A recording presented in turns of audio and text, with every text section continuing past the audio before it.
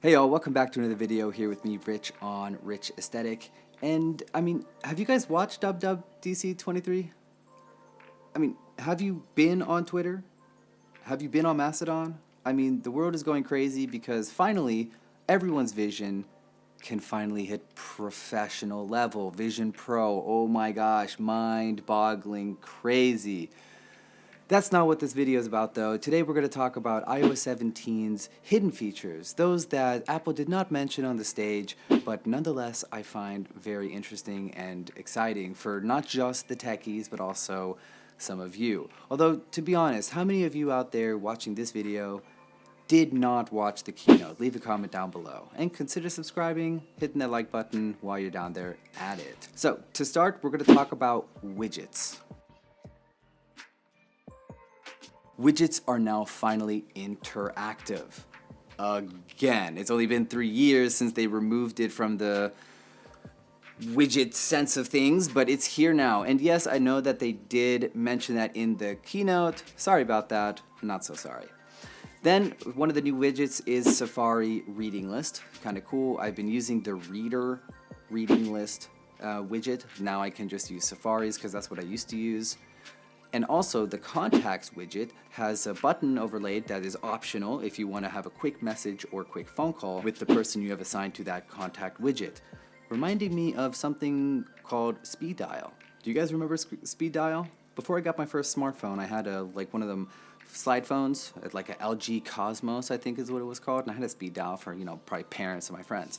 Well, now I've been using contact widgets, but they're not like the most intuitive things, so this is kind of cool. Alright, next. Music. And music has two fucking awesome features. One, you can finally crossfade songs. You can set songs to crossfade. This has been a thing on the computer for a while, but apparently it has been buggy or not working or something. And it has been a thing on the Android version of Apple Music, but not for us, the OGs. Finally, we get access to that too. And then also, collaborative playlists. So you can now, with a group of friends, be sharing a playlist and all be adding music to that. So that's super cool. All right, now reminders. Reminders is kind of cool. So last year they got smart lists, which I have been using, and I stopped using Things 3 because I really like the tagging feature in reminders. But now we can also have Kanban style lists, which is not something I've ever really used. I guess there's an app out there called Trello. Kind of looks like this. So if I get into this, maybe that's how I'll be doing lists from now on. I think it's kind of cool how you can have the columns maybe relating to different times of the day or different parts of the project, like the step 1 stuff, step 2 stuff, and whatnot. I'm excited to try that out. But also in lists, you can now add sections. That's kind of cool. And then on top of that, there's this new AI feature where you can set a list to actually be a shopping list, and then everything you add to that list will automatically be sorted into categories, which I know, Apple didn't talk about OpenAI or ChatGPT at all, but you can't help but wonder that their machine learning isn't kind of using some elements of that. Because you could ask ChatGPT to make you a grocery list, and it'll have it all organized for you, or you can tell it to organize it for you into, the different columns, dairy or meats, running out of ideas, breakfast items, that type of thing. But this can do it for you. So, some inspiration there maybe. All right, next, Notes. Now, this is a quick one. Notes has backlinking support. This is something I've been doing in Craft and now Obsidian, but now I can do it in Notes. And now I really am wondering if I might just go back to Apple Notes, which I have not really been using in a long time. Next, regarding Apple Fitness, you can have a daily workout plan that is super easy to set up. You select the days that you want to have a workout on. You select the time that you want to work out for, whether that be 10 minutes or 60 minutes, your choice. And then what are the workouts that you want to do? So here you can see I actually set it up on the iPad because on the iPad I am running the developer beta. Tested it out on the iPad, and this is what it looks like. It's super sweet. You can even select the different trainers, which, I love all the trainers, so I didn't really want to select any to keep, but, that's up to you, do you, right? And then you can also select the type of music, which here, I hate country, so I made sure to select all the music except for top country. So, sorry if you're a country fan, but that's not my thing. So. All right, next we're going to talk about visual lookup, which is a feature that Apple added like a year or two ago for like the Photos app. When you're looking at a photo, you can see the little magnifying glass with the sparkles appear, telling you that this is maybe a point of interest, or what kind of flower this is, or if that's a cat or a dog, and so on. Well, now you can actually have visual lookup find the recipe for some similar dishes based on the photo. I'm super intrigued to know how this will work because, I can boil spaghetti and put the tomato sauce on the noodles, but that doesn't necessarily mean it looks like, a classic Italian dish of spaghetti. So is it gonna be able to figure out that that's not just a pile of poop? I'm definitely gonna be testing that with my recipes and also going out to restaurants.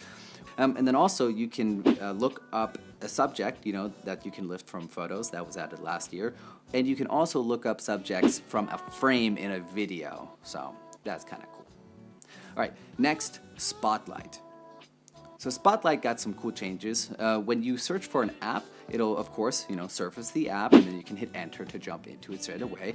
But then also, it'll show you shortcuts to go somewhere directly in the app, which makes a lot of sense. Widgets for the last 3 years have pretty much just been shortcuts to different parts of the app, your favorites or recents in the Photos album.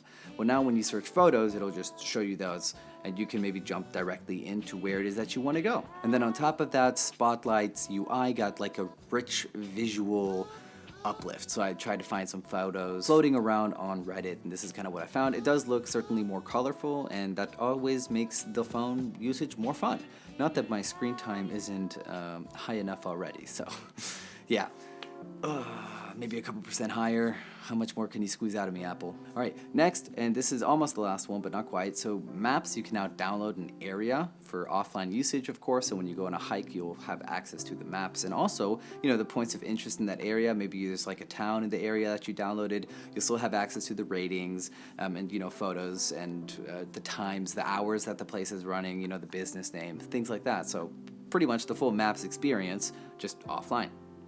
And then last but not least, in the Photos app, when you zoom in on a photo, automatically in the top right-hand corner of your phone, there will be a crop button, which will, like you probably would guess, automatically crops the photo, but opens up into the editing interface. So then you can, adjust the crop a little bit if you want to, and then hit done to save, or continue editing the photo from there, which is kind of cool. It'll let you see what that crop would look like, in the full screen view on your iPhone or iPad. So pretty tight.